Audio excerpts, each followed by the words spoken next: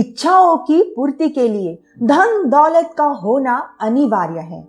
बिना किसी वस्तु का मूल्य चुकाए उसे हासिल नहीं किया जा सकता।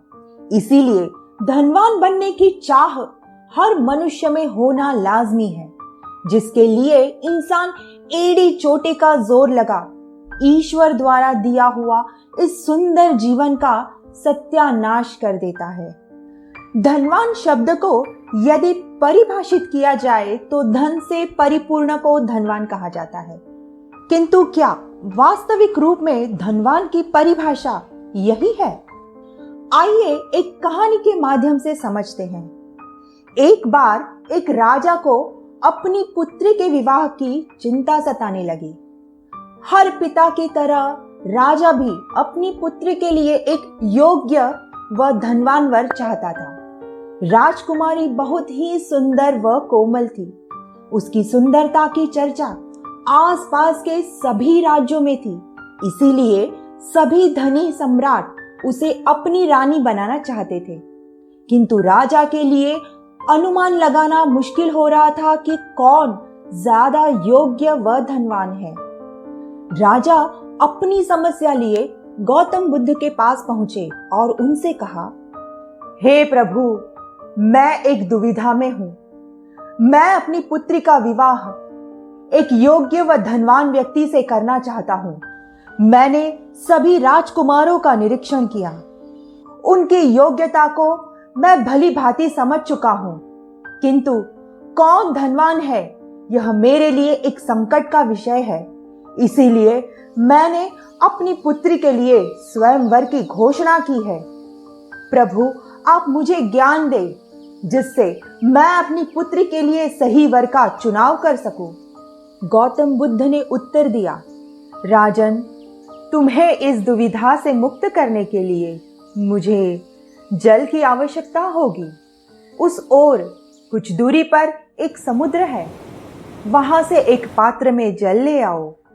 राजा ने बुद्ध की आज्ञा का पालन करते हुए समुद्र से एक पात्र में जल लाकर गौतम बुद्ध के चरणों में रख दिया। गौतम बुद्ध ने कहा, मुझे और जल की आवश्यकता होगी। कुछ दूरी पर एक कुआं है, तुम वहां से भी जल ले आओ। राजा कुएं के पास गया और पात्र में जल ले आया और फिर से गौतम बुद्ध के चरणों में रख दिया। गौतम बुद्ध ने जल का एक पात्र उठाकर राजा को दिया और कहा, लो राजन, जल ग्रहण करो। राजा ने जल के पात्र की ओर देखा। यह कुएं से सींचा जल था। राजा ने निसंकोच जल ग्रहण किया। गौतम बुद्ध ने जल से भरा दूसरा पात्र भी राजा की ओर किया और कहा, राजन, इसे भी ग्रहण करो। राजा गौतम बुद्ध की ओर देखने लगा और बोला, प्रभु, यह जल मैं नहीं ग्रहण कर सकता। यह जल तो मैं समुद्र से लाया था। यह खारा है, पीने योग्य नहीं। गौतम बुद्ध ने कहा, फिर से सोच लो राजन। समुद्र की गहराई व सीमा दोनों ही कुएं की तुलना में अधिक है। यह सुन राजा ने कहा, किंतु प्रभु, समुद्र की गहराई से उसकी महत्वता का अनुमान लगाना सही नहीं। कुएं में नीर चाहे कम हो पर वह पीने योग्य है, तो महत्वता तो कुएं को ही मिलेगी। गौतम बुद्ध मुस्कुराए और बोले, राजन, अपने प्रश्न का उत्तर तुमने स्वयं दे दिया। मुद्राओं, आभूषणों, सोने चांदी अथवा हीरो के भंडार से कोई धनवान नहीं होता। राजा ने प्रश्न किया, फिर कौन है असली धनवान?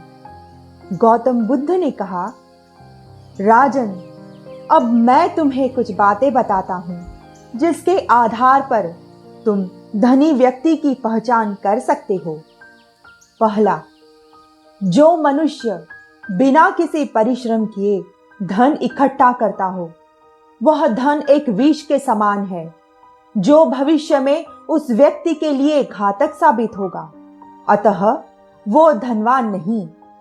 दूसरा, जो मनुष्य अपने माता पिता अथवा अपने पूर्वजों के धन को अपना शौर्य समझता हो और उस धन पर निर्भर हो जाए, वो धनवान नहीं। तीसरा, जो मनुष्य अहंकार के नशे में अपना अस्तित्व भूल जाए, दूसरों के समक्ष स्वयं को बड़ा समझे, हर समय अपने धनी होने का प्रमाण दे, वो भी धनवान नहीं। धनवान वही है जो धन की लालसा में दूसरों को हानि नहीं पहुंचाता। उसके पास कुछ ना भी हो फिर भी वह अपने दया, प्रेम, आदर इत्यादि का दान करता हो। गौतम बुद्ध की बात सुन राजा ने अपना शीश उनके चरणों में झुका दिया और कहा, आप महान है प्रभु।